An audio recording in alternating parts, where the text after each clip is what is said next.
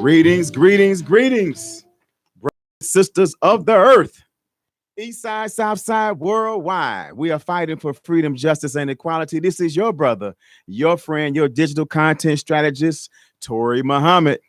This is the Black Business Matters show, broadcasting live from Chicago here in North America. We're at Intellectual Radio Station with our brother Earl Winfrey. And this is a brand new podcast where we discuss Black business matters, Black businesses that matter, and we discuss things that matter to Black businesses. And by extension, the communities that both of them serve and come from. Man, we got a great show for y'all today. Today is March the 13th, and it's a beautiful day in Chicago. And before we get started, give a shout out and a show of appreciation for our sponsors. We have an incredible restaurant that's been around for 28 years, consistently serving quality soul food. Dan's Soul Food Restaurant and Cafe, 2523 West 79th Street. And they have some incredible down-home cooking with a touch of love. They have about 15 different side vegetables, and 14 of them are vegan friendly. Right? Where you going to get that? At a soul food restaurant, vegan friendly vegetables. And man, every day is Thanksgiving there, man. You get your stuffing, you get your turkey, your chicken, you get your peach cobbler. They got breakfast, lunch, dinner, and it's that Southern comfort food with a little twist, because the owner has two things, not a little twist. This is what they all should be, but they focus and make sure that they give you great servings of food, and that the place is always clean, front to back. And that's how they've been able to stay in business. So we appreciate them and shout out to them. And then also we want to give some love to Wendy Muhammad. Wendy Muhammad is a multi-million-dollar master business and real estate developer. She's an international businesswoman, a global thought leader. She's done crisis management. She's very philanthropic. And she is the only one that I know of personally as a Black woman who has built a $20 million micro hospital in the DC area. So, I mean, she's been doing incredible stuff, and she has another project where she has secured the former home of the Most Honorable Elijah Muhammad. And that home is going to be a business and cultural center where people can learn from the past, but also get tips and tools and information that they need to build their business going forward. So we appreciate both of them. And as always, we thank them. Now, before we get started, I want to read a quick moment in Black history. Some of us are coming into the realization and the knowledge that Jean-Baptiste Point du Sable was a Black man. It was not frequently taught in the schools, but more and more schools, I think, are beginning to teach it. But you cannot talk about him without talking about entrepreneurism, because this brother was not just a settler. He was just not the first non-white settler in this area right over there by the Chicago River and Lake Michigan, but he was a businessman. You all may not know this, man, but this brother here, let me pull it up. Right over there around where the Wrigley building sits today, nearly 100 years before Wrigley came along, Jean-Baptiste Point du Sable built an estate that included a frame house that measured 40 by 22 feet, a horse mill, a bakehouse, a dairy, a smokehouse, a chicken house with 44 big hens, a workshop, a stable, a cow house, and a barn that housed 30 bighorn beasts. And he sold and made products from his carpentry skill, like containers such as barrels, buckets, butter churns, pipes, and other similar items. We talking about the first mall. The first mall was in Chicago, started by a Black man way back then. So shout out to that brother. And if he can do it yesterday, we can do it today. So that's in my book, Black Business Pioneers. Y'all got to check it out. You can get it on Amazon.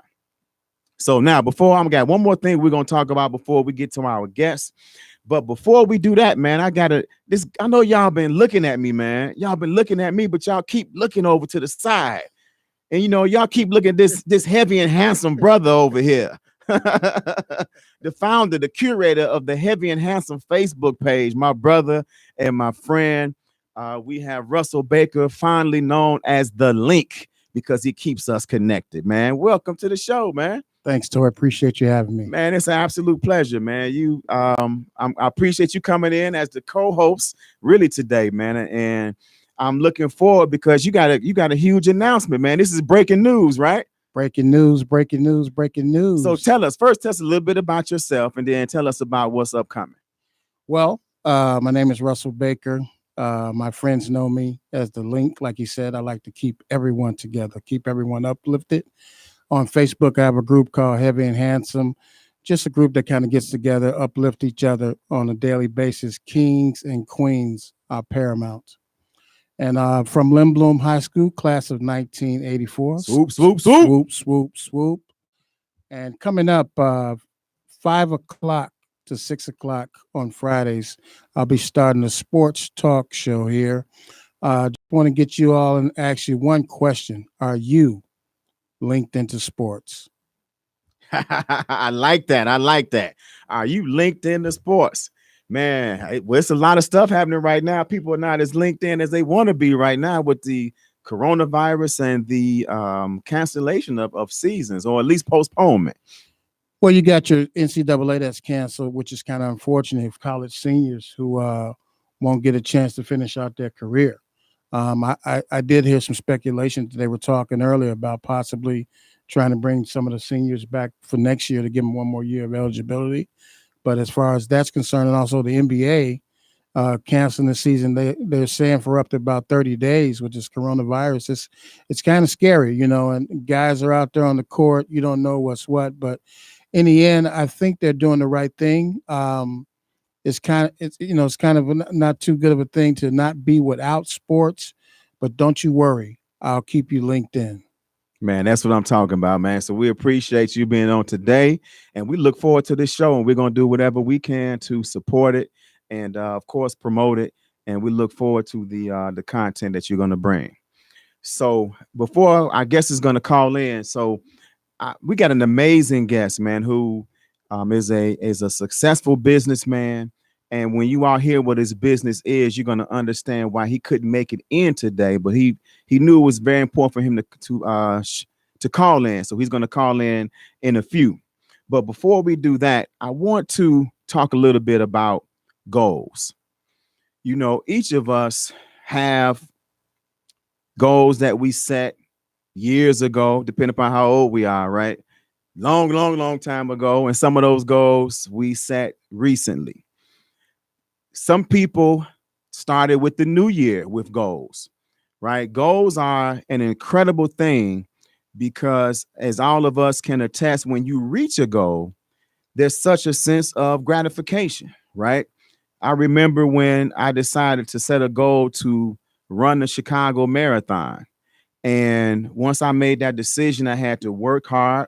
I had to practice. I had to train. I had to put in the miles on my legs to build up the endurance. And I didn't appreciate the training as much until I got to the actual race.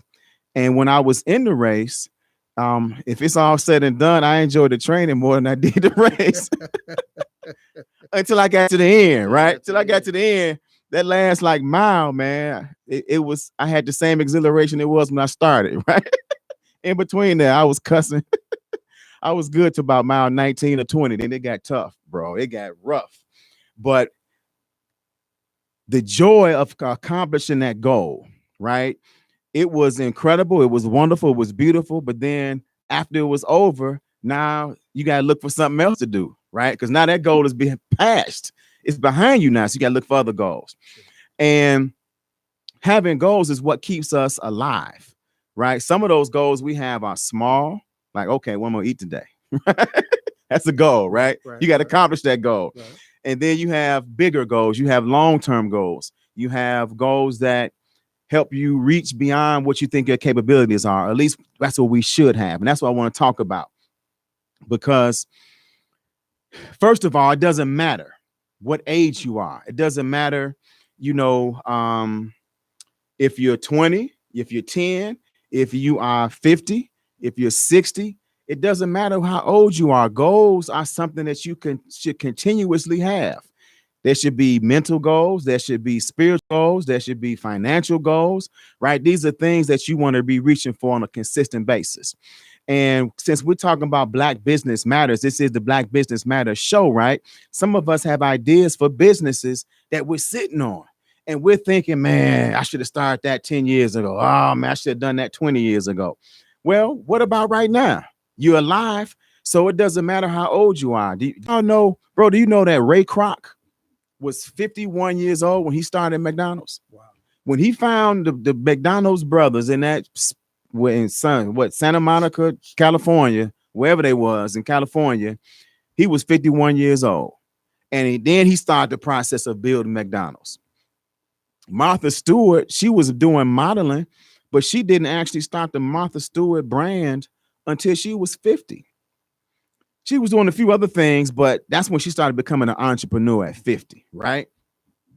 Then you have the old man that stole the chicken recipe, Colonel Sanders, from that sister. At least that's what the folklore is. He was in his 40s when he started that. So we don't have to, shy away from goals and starting a business because of age.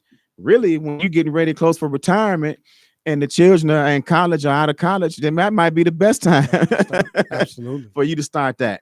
So, all right, so get that out your head. It's never too late. Now, here's the other thing that's so important. When we look at, and I'm going to read this article here in a second. When we look at the climate of our community, when we look at the level of lack of jobs, when we look at the poverty level, when we look at so many problems that we're having with crime, everyone says we need jobs. We need jobs. We need jobs. Well, everybody can't do it, but some of us need to be in that position and in that mindset to start creating a job, right? And when you look at our ancestors, when you look at what we struggled to get through to get to where we are today, man, our ancestors, I cannot believe that our ancestors prayed that one day, 100 years out of slavery, 130 years, 40 years out of slavery, that we would be still asking the people who enslaved our ancestors for a job. That does not make any sense. We know they prayed for freedom. We know they prayed for justice and equality. That's why I said that in the beginning. So when we think about that, man, we owe it to our ancestors to start figuring out a way to create jobs for ourselves and our own community. Everybody else does it. Mostly a lot of Chinese people employ Chinese people, right? Japanese people employ Japanese people. Latino people employ Latino people. It ain't nothing wrong with it. It just makes sense. You start at home first, right? So we owe it to the ancestors. Now, but here's the problem. We set goals. Sometimes we set goals that are too little, right? We set goals that we set them real big, but then we're afraid to reach for them. I want to talk to you for just a quick second about these false agreements that we've made, man. See, when we're little, we start talking about the great things that we're going to do, right? And then somebody says, man, you can't do that. Man, how you going to do that? Man, that don't make sense, right? It may be even something as simple as one day I'm going to grow up and I'm going to fly like Superman. And then people start telling you why you can't do it, right? Yeah. You probably won't ever do that per se. But what's happening is your ability to dream, your ability to think outside the box is being stunted. Every time you reach for something, you was by the stove, mama slapped your hand, told you don't do that. Stop. Don't go over here. Wait a minute, baby. Hold on. Hey, stop. Wait. All these people telling us to stop when actually as children, everything we're doing is we're trying to learn, right? We're trying to grow. And sometimes, as parents, we got to make sure we create an environment where it's safe, but there's room for our children to explore, right? So you might put a banner up in front of the kitchen so your child don't go into the kitchen when the oven is on, but then you make sure you plug up stuff so they can roam around and explore. That's how we learn. That's how we grow. But because we were stunted sometimes by people who may have been well-intentioned and the others who weren't, to tell us to stop doing something or oh, don't dream like that. We've heard the story of Malcolm X and Minister Farrakhan and others who were in school in the 60s and the 50s, and they were told they told the teacher they wanted to be something great. And the teacher said, oh, but you're a great violinist. Why don't you just play music? Oh, you're a great with your hands. Why don't you be a carpenter? Don't be a lawyer. Don't be this, right? We have people that are telling us what not to do. And so we start making agreements, man, with these people in our lives, good intention and bad intention, but the same. And so now we have these goals and we start reaching for them. Man, I was going to lose weight, but man, look at that cake over there, right? Because somebody was always calling you fat boy. Or, man, I'm going to start this business, man. I want to start it right now. You too young. You in school right now. Forget starting the business, right? So here's the exercise you got to do. This may take some time. It may take some thought, but I want you to write down every goal that you've ever had in life. Every single one that you can remember. If you want to be in the NBA when you was a shorty, if you want to be a ballerina, whatever it is, write down all those goals that you thought about as a child and as an adult, right? Then the next thing you do after you write down all those goals, it may be a page or two. Then those goals that are unobtainable, number one, I ain't gonna be in the NBA. I can scratch that off the list. That ain't gonna happen. It's not happening. Only because the coronavirus stopped this season, because I was gonna be a walk-in for the Bulls. They sure could use it. Right. But then these things that we can't obtain, scratch those off now, because you want to get those out your mind. Because every goal that you've had in your life that you didn't achieve, your mind is holding on to a little bit of it, holding on to some attention. So you want to get rid of those things that you cannot longer or do not want to do anymore. Right. Then from there, now you start thinking about and looking at those goals that are obtainable and that you still want to go after, and you start writing how you want to achieve them. You start putting some thoughts behind each one about how you're going to start the process. Right. And then now you can start reaching after those goals. So that's the lesson for the day, man. So I wanted to share that with you all because that's been on my mind, and I wanted to help some of us who may have some trouble hitting their goals. So I think we have an incredible brother on the phone. And we're going to introduce him, let him tell you who he is. But he is an owner of several laundromats in the city of Chicago. He's a serial entrepreneur. He is developing some real estate. And so we are very excited to have our brother on the line, Brother Kirk Cargill, or Brother Akbar, as he is known in the Muslim community. Assalamu alaikum. Wa alaikum salam.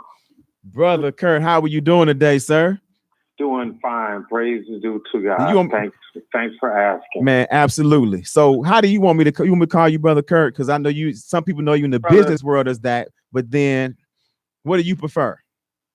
Brother, whatever you decide to call me, I know one of the best names is the names of Allah. And I try to strive to be great. And that's what was given to me by a teacher. He referred to me as Abdul Akbar, striving to be great. But whatever you choose to call me, my name given to me at birth was Kirk. And that's what was beloved from my father and my mother. So either way, brother. Okay. Whatever you prefer. We're going to weave in and out of it. I'm going to call you Brother Abdul right. Akbar. But I wanted, because you mentioned that, and that's why I wanted to make sure I tie in some of that history there. And so people can make some of these connections. Okay. Man, so we're here. I don't know if you heard some of the preview, but I have a good friend and brother of mine, Russell Baker, is here in the studio with us, and he's going to chime in and ask you a question or two as well. Okay, sounds good. Good to meet you, Mr. Baker. Nice to meet you as well. So, man, tell us about the business. You are the owner of Your Neighborhood Laundromats, and people may have been touched by you and don't even know. Tell us about the laundromats, the cleaners, and the locations. Yes, sir. The laundromats of Your Neighborhood Laundromat first started as Kurt D. Laundromat. It was started from my father back in the early 70s. My dad had a chain of stores, and me as a young boy was very impressed by not only my father's ability to do for self, but his lifestyle. Having the ability to make his own schedule, having the ability to have the free time in order to spend quality time with me, and more importantly, just having the ability just to be self-autonomous. So back in the 70s, it started off as Kurt D. Laundromat. My father's name was Elmer D. Cargill, and he wanted to name the business after me. And he would always share with me over and over again that, hey, one day this will be yours. This will be your legacy. This will be yours. And so I was able to take that lessons and then ultimately bring it into in today's era and time. Laundry has changed quite a bit since the time that he was in business. Nowadays, they've got pieces of equipment that will do 125 pounds of clothes or 15 loads of clothes with one wash. And then the service side of business, meaning whereas people who don't have the time to do their own laundry, they would utilize a drop-off service, or we would even pick up the clothes and process them and return them back. And now even today with the laundry locker concept, where we've installed lockers in big high-rise buildings, and you click on an app and let people know, my drivers know that the clothes are ready to be picked up from the locker, and we return them to the locker. So technology has changed the game up substantially, but this is an industry that I've grown to love and am very passionate about. Man, that's incredible, man. I never even heard of that type of service, man. You're definitely up to the modern times. And tell us about where are your locations, some of the locations, so people can get by there and support. Yeah, we're located at 1400 East 47th Street in Chicago's Kenwood Hyde Park community, south side of Chicago. And we're at 2053 East 95th and Jeffrey Manor. We also own a shopping mall right across from the Harold Washington, from the Cultural Center on 71st and Yates. So we've got a shopping facility there, whereas Walgreens is one of our tenants. And I've got a 4,000 square foot laundromat facility there, dry cleaners. And we're also located at 3451 West Roosevelt Road, Roosevelt and Holman, 609 East 67th Street in the Woodlawn community. And we've got a few locations that are in motels and hotels, and maybe 2 or 3 other locations that I'm not mentioning. But where we span over the city of Chicago, surrounding suburbs. And this is what keeps us busy in serving various communities throughout the city. Man, that's just amazing. And you already said, bro. He said he can't even remember all of them. It's a few more. He ain't. Y'all got 8 stores. Yeah, 8 locations. Yeah, that's when you know business is good. So, man, tell us about.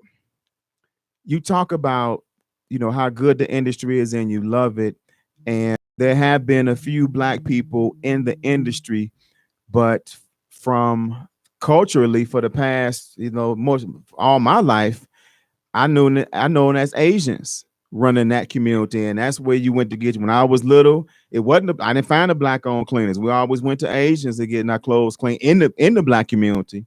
So talk about what's happening now. Why is there some opportunity for more Blacks to get involved in the industry? There is an opportunity for more of us to get involved in the industry, and I'm glad you mentioned that. It's a very good question. I can recall when I met Mr. Ray Ewell.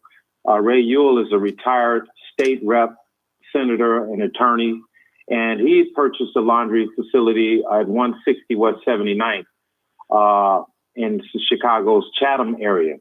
And at the age of almost 90 years old, he had actually bought it with the intention of getting his son and his grandson involved with the place. And he thought that it was too problematic for him in his level of responsibility and his age. And he said, you know what? He said, I see that you have several locations already up and going. He said, this is what I want to do. I want to give you this location. Wow. I said, what do you mean, Mr. Ewell? He said, nobody's ever given me anything. He says, well, I like the momentum that you're doing. Call me Uncle Ray.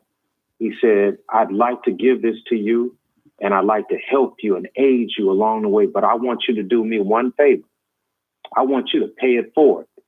He said, just as the Asian people, just as the Indian people control Dunkin' Donuts, just as these Asian people control the nail business, pick an industry such as laundry, which is a multi-billion-dollar industry, why can't Black people dominate and control the laundry space? He said it's a necessity. It's like health.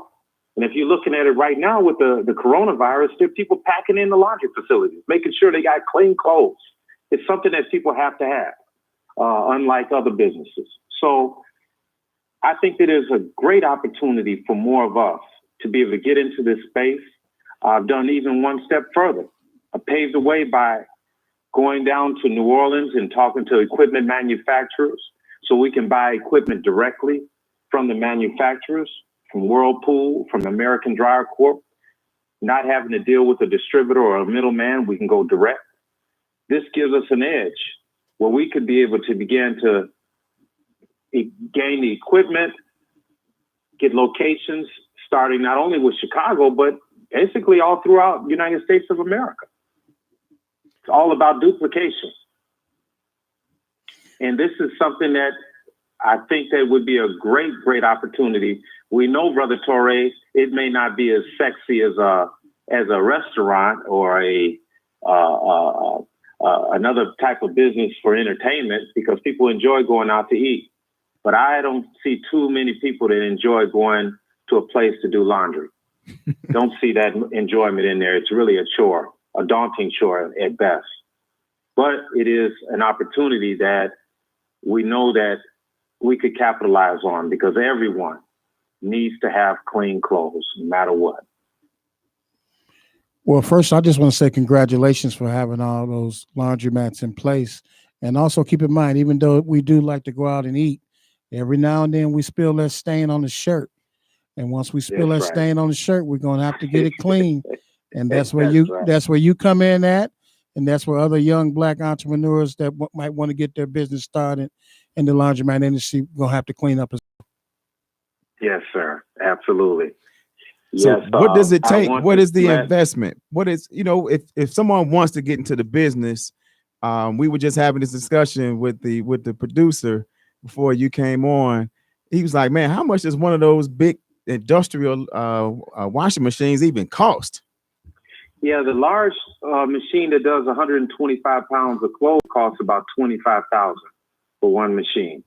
Dryers about $5,000 a piece. It is a high capital intense business, but for me, I was able to gain the money to pool the resources together from communicating with my aunt who's retired. She had a little money in a pension. Another friend who had money in a 401k. So pooling resources together from few people allowed me to be able to get the seed capital to acquire equipment. And you've got leasing companies that will be able to work with you with a little bit of first and last payment on the equipment payment.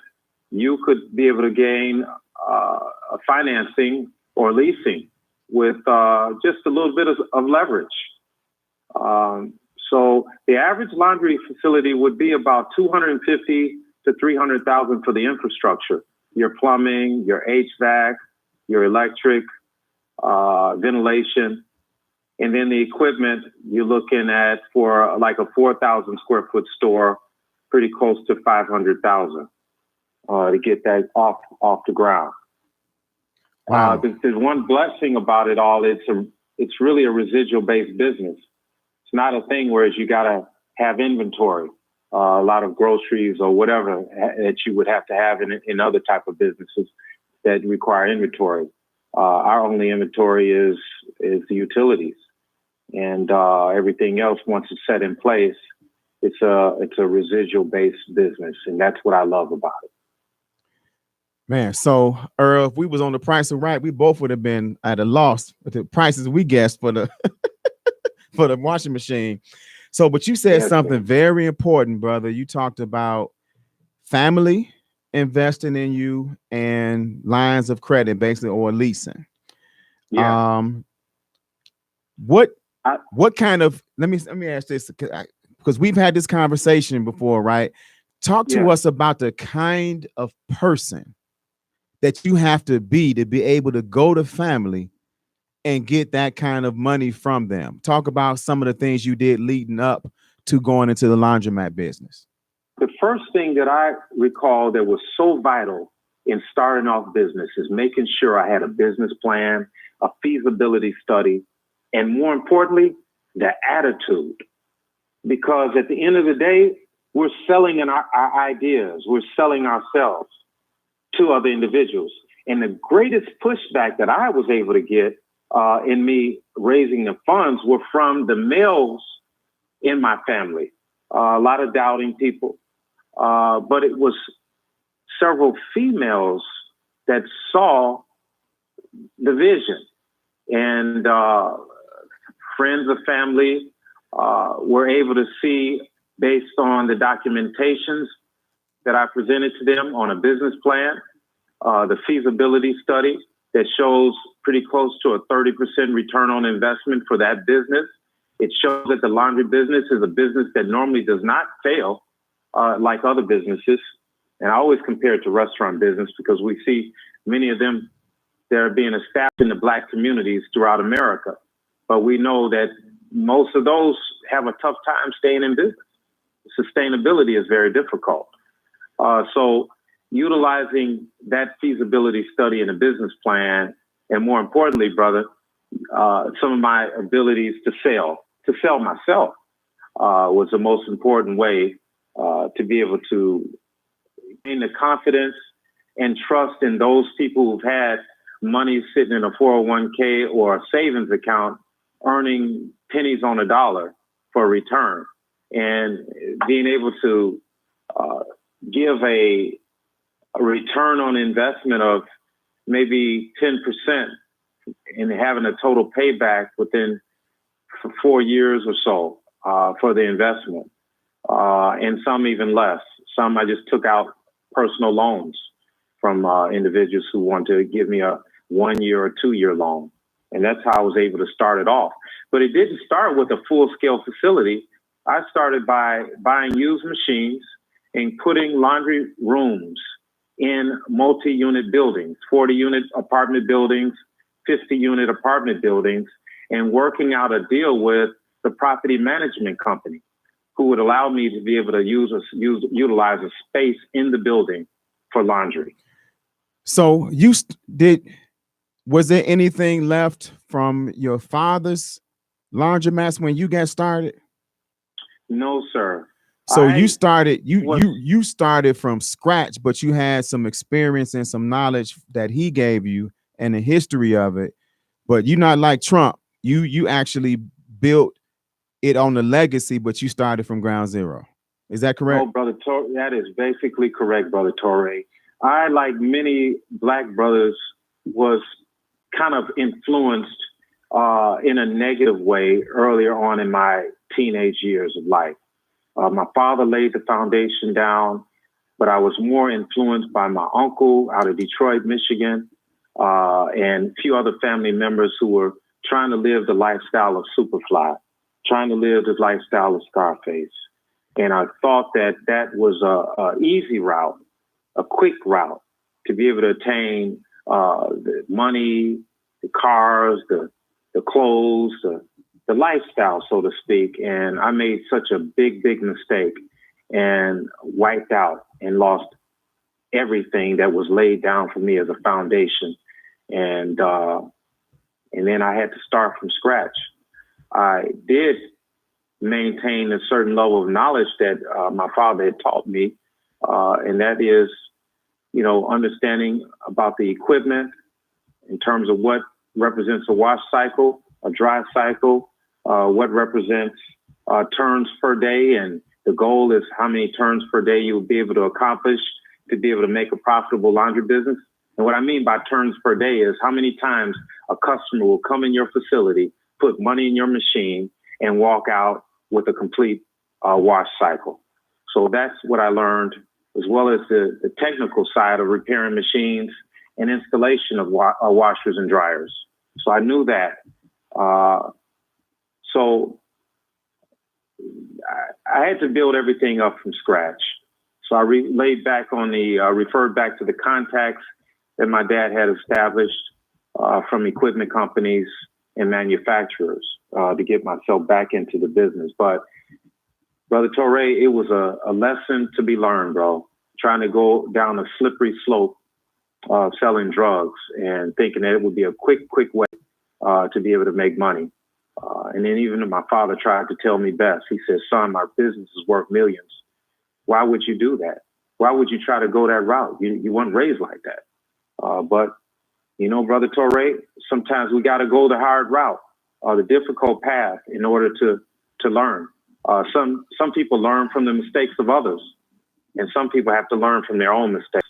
And unfortunately, it was a situation that I had to learn from my own mistakes in order to get back to what my father had laid down for me as a foundation.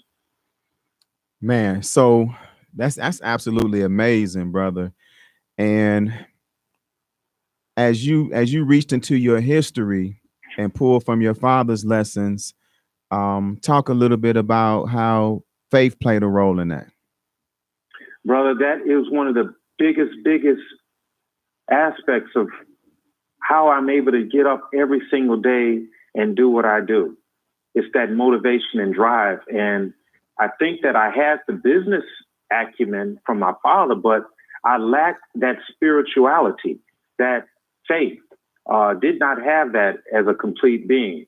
Just had the glamour that I saw my father live with, the new cars, the nice homes, the money, the business and things of that nature, but not the faith and the spirituality.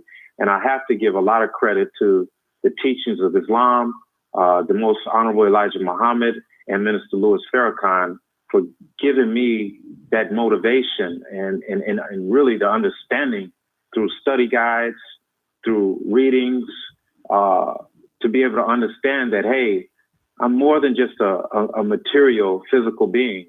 My essence is a spiritual being. And then to further understand that all the wealth, all the things that comes to us really is not only on our doing, it's basically from the Creator. He gives it to us as a trust. And it's all based on what we're able to do with what we have been entrusted upon. And those things have given me that motivation and drive to keep going. And not only that, understanding the basis of community development. And it starts with self-improvement. And those are some of the things that really have created a level of balance in my life that's necessary for me to go out into our neighborhoods, because we don't have a solid community yet as of yet, but we have neighborhoods. And I'm working very diligently, Brother Torre and Brother Russell, to do what I can to make an impact by controlling some of the economics, controlling some of the land, more importantly, the land, and controlling some of the things that are necessary to build a community. We definitely need land. We definitely need to control the money that goes in and out of our communities. So those are some of the things that, through the studying of the minister and the Most Honorable Elijah Muhammad, even his examples of doing business and establishing the economic blueprint, it has motivated me to stay on a straight and narrow path. And you really want to encourage another generation of entrepreneurs and connect with current entrepreneurs who have a level of success to do some serious projects. Is that right? Yes, I always try to make sure that I try to connect with other entrepreneurs who are doing great things. I've got a few other individuals that I communicate with on a regular basis. One is Louis Burton. He's a mentor of mine. He's retired from Arthur Anderson, but he's an accountant and he does a lot of studies. So he's a mentor that I stay constant contact with him. And you've got Amari Kamal from Community Capital Corporation that we stay close contact. And you, Brother Torre, you're an entrepreneur as well, too. So what I myself in doing is trying to build myself and connect in a circle of other serial entrepreneurs or people who are trying to think in a way of doing for self. Even Sister Wendy Muhammad, I've been blessed to be able to sit down with her and have conversations with her on multiple times. There's the Gashards at the Gallery Gashard over in Bronzeville, being able to sit down. And these things are very important to be able to build a team of support groups where you can bounce ideas off of other individuals. And that makes a big, big difference. Absolutely.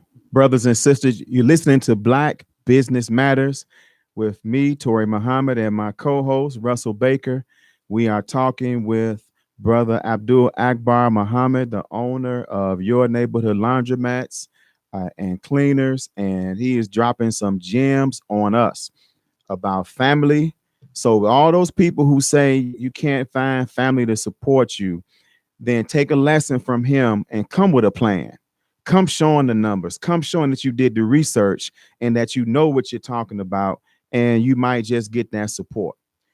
Brother, talk to us a little bit about some of the challenges. What's the biggest challenge in that industry that you faced, and how have you overcome it? A lot of people, Brother Torre, say that access to capital is the biggest challenge, but I won't say that would be the biggest challenge. For me, the biggest challenge is really having the right team and the right help. The right team, because there's so many different dynamics to this industry. There's the technical side of things. There's the equipment side of everything. There is the aspect of the full service where you have to have drivers that would be able to do the pickups and drop offs, because we've got certain aspects of our company that's what I call the B2B side of business, where we're doing business with other businesses. One of our largest contracts is with the Chicago Public Schools, which is a military contract from the federal government. So I think that I would have to say that one of the biggest aspects is having the right team in place. Your accountants, your bookkeepers, your advisors, your mentors, where you can call no matter what time. What I loved about Mr. Burton is at 9, 10 o'clock at night, I can call Mr. Burton. He's retired and he just loves to do what he can to assist other Black entrepreneurs. I even met Steve Rogers. This brother, he was a Harvard business professor.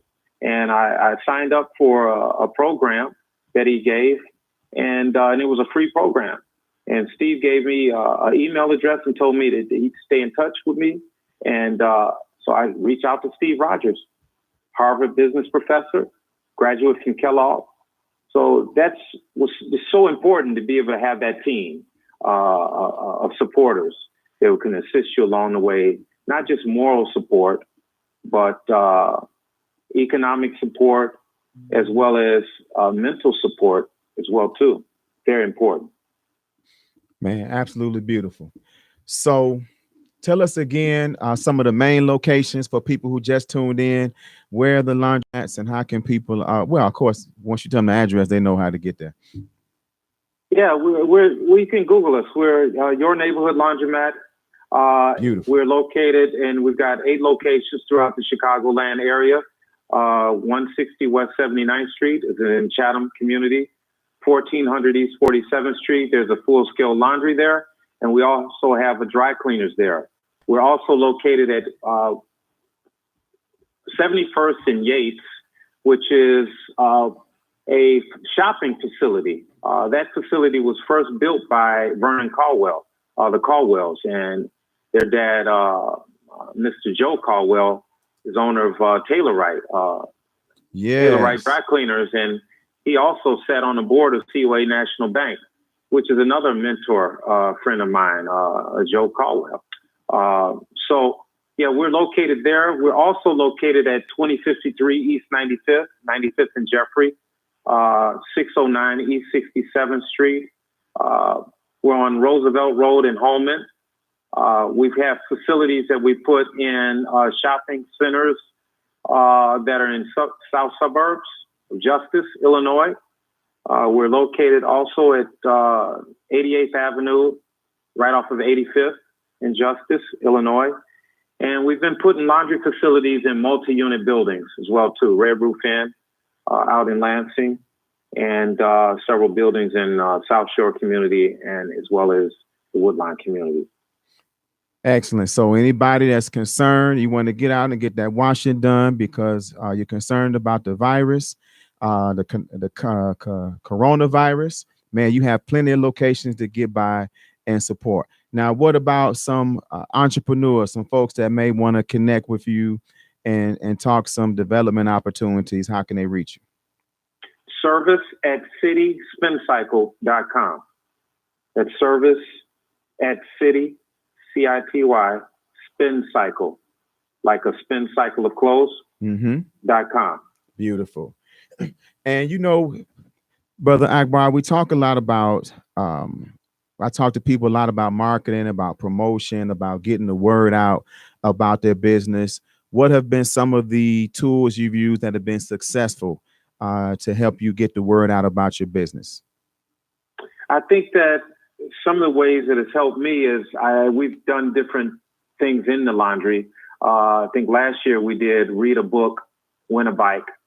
So we were promoting literacy, and we purchased from a Black-owned bike shop a bunch of 10-speed bikes, and we set them on the bulkheads right behind the washers, right up there where people would come in. And it wasn't only just about promoting the youth, the youngsters, about reading books, but they actually had to write a report outlining some of the things that they read and what they got out of the readings. And then we were able to give bikes away. So that went over pretty big.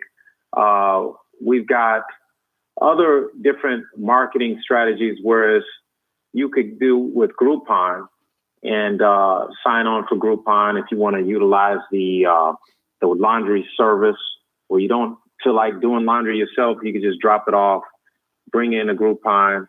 And I think that worked out pretty good because you didn't really have to worry about losing flyers by delivering flyers and putting them in people's mailbox. And we know that most of them get thrown away. But Groupon enabled us to be able to measure the level of response that we were able to get from what we were able to do in that advertisement. And we even tried you, Brother Torre, in what you have by putting some information. We also have tried Black and it worked too. Yeah, and it worked. Thank you, Brother Torre. Nothing like teamwork, right? Yep. Thank you, Brother Torre. Absolutely. Thank you. Yeah, Black Pages International was a good book. Our brother. What's our brother's name? Eugene Delanato. Eugene Delanato, Black Pages International. I make sure that every year that we have a space in there. And for us, the laundry and dry cleaning is more of a local type of thing, a community type of business, so we don't really do a whole lot of advertisement, but every little bit helps. We definitely try to do what we can to create a brand and keep our name relevant into the hearts and minds of our people. Beautiful. What has been the most profound or memorable or impactful book about business or the idea of business that you have read? Well, I always love our brother, Dr. Claude Anderson, and his book, Powernomics. I mean, I'm always quoting stuff out of his book because Dr. Claude Anderson is just totally amazing with his quotes and the things that he's shared in his book. And one that stands out to me was he talks about at the eve of the Civil War, Black people had 1/2 of 1% of this nation's wealth. And when you look at the year that we're in now, or year last year, we're still dealing with the same amount of wealth, 1/2 of 1% of this nation's wealth. And Dr. Claude Anderson says that we're in deep, deep trouble. He said that we're almost like a situation whereas we're trying to play Monopoly without money. Or even those who have tools and pews to play Monopoly, because capitalism is a form of Monopoly, to play it without having the capital. And then all of a sudden we land on someone else's property, or we land on someone else's hotel, and not having the land, which is the base and the foundation, because land gives us a higher multiple of return. Because at the end of the day, each one of us is going to have to create an exit strategy, whether it be leave what we've developed to our children or sell it off. So land has a higher multiple of valuation than actual business. So, I mean, Claude Anderson talks about the control of land, the control of resources. But yet when we got over here, we didn't really have much of anything to work with. So that motivates me to do what I can to be able to try to control some of the economics and resources through some of the things that he talks about in his book. One of the chapter deals with group economics. You know, that's right. How do we pull our resources together, man, and start dealing with collective purchase power? I've got the brother Dunmore, Mr. Dunmore. He's got the only car dealership on Stony Island. He's directly across from the mall. So Dunmore called me up. He said, I want to get in the laundromat business. And I'm dedicated to do business with you because we're going to pull this thing together. You have a direct connection with the the manufacturers. We're going to do business together. So Dunmore, in my opinion, he's an older guy, but he gets it. The aspect of, you know, group economics, pulling the resources together in order to do business within ourselves in our own community. Man, that's so exciting, man, what you're doing, what you're talking about. Absolutely. And, you know, there was something you said earlier. I don't know if everyone got it, but you said that the laundromat on 79th Street was given to you by someone who had it because he saw what you were already doing and knew that you would pay it forward. If that is not a testimony to the value of hard work and it paying off in ways that you may not even know, but how people are watching you, he entrusted you with that because he knew you would do what he asked you to do with it. Yeah, Brother Torre, it's also a testimony of the value of spirituality. And it's also a testimony when you're trying to deal with what you're doing with integrity and you're trying to be right. God often sends in angels in your life. And I'm not talking about something in the clouds in the sky. Angels in the form of other individuals to see your struggle, see your strives, see your mobility and what you're doing and want to aid in that cause. I mean, that's nothing spooky about that. That's the way it goes when you try to do what you can to be right and do right within the community. So Ray Ewell, I am so grateful for him. He was waking up sometime in the morning at 7 o'clock, 8 o'clock, and see the laundry still closed and the frustration level. He says, you know, I'd rather see someone who respects and works hard and values something. I'd rather give it to you. And I would rather you reach back to me and let me know how you're doing. He said, I'm directly across the street. He said, all these properties here, I built them from the ground up. 79th, one block west of the Dan Ryan. This first 20 unit building, I built from the ground up, he says. The second 20 unit, he says, I built this from the ground up. He said, and ride with me throughout the neighborhood.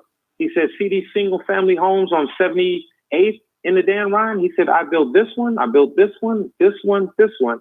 He says, and then homes in Michigan, Union Pier. He says, but what I would like for you to do is share what you know in the industry and pay it forward and let other individuals see the benefits of this laundry industry. Man, this is absolutely amazing. We got to close out. And man, I wish we could keep this conversation going with you, but man, we would love to have you to come back on in the future. And man, if you can bring that brother with you and we can have a conversation with the both of you all, that would be absolutely amazing. Oh, Mr. Ray Ewell would love that. As a retired attorney, he would love that. Man, we have so many hidden gems in our community that have been doing some incredible stuff that we don't hear about. So, and you're one of them, man. I appreciate you for coming on the show. And, you know, I want to quickly close with the Final Call newspaper, the current edition, right? We have on the cover, Blacks voters to the rescue again, talking about Joe Biden, right? But in this edition, on page 8, there's a study that talks about how Blacks are poorer today than 5 years ago. African Americans were more likely to be unemployed than Americans overall in 2018 than they were in 2013, according to a new study that details the economic and financial progress of African Americans have made over the last 5 years. And of course, what this is saying that we are worse off today than we were 5 years ago. And until we do And more people, we support more people like you by making sure that we're going to your establishments. And the more that those of us who have an entrepreneurial mind come together to build opportunities, to create jobs for our community, it's up to us to do it. And the coronavirus, I think, highlights it in a certain way because, man, I thought of how much of a blessing it was to be able to have some money to go into a store to buy some toilet paper and buy some hand sanitizer and buy these things. But there's some of our people who can't, and they're going to be in a worse position. They're going to be more anxious and more worried because they don't have the resources. So, man, we appreciate what you are doing, creating jobs, and we appreciate our brother Russell for being on the show. And we look forward to his show on coming up on next Friday at 5 o'clock. What's the name of the show? Link to Sports. Link to Sports. You have any closing remarks, brother Akbar? Well, I just want to say thank you once again, Brother Torrey, for inviting me on the show. And you're right. When you made that quote from the final call, it is definitely time for us to start doing for self instead of begging for crumbs for someone else in order to be able to do for us what we should be doing for our own selves. There it is. Group economics. Group economics. Brother Russell, you have any closing remarks? Just want to say thank you for having me on. Looking forward to next Friday, 5 to 6 p.m. If you don't know and you got a question, ask yourself, are you linked to sports? Brother Kurt, thank you for all the knowledge you dropped on us today. Thank you, Brother Russell. You've been listening. Good evening. You've been listening to Black Business Matters with myself, Torrey Muhammad, and my co-host for the day, Russell Baker. We are here to help you grow your business, build your business, learn your business, and get in business. So we appreciate you, and we'll see you next Friday. And again, we thank our sponsors, Dan Soul Food and Cafe, and Wendy Muhammad. Peace.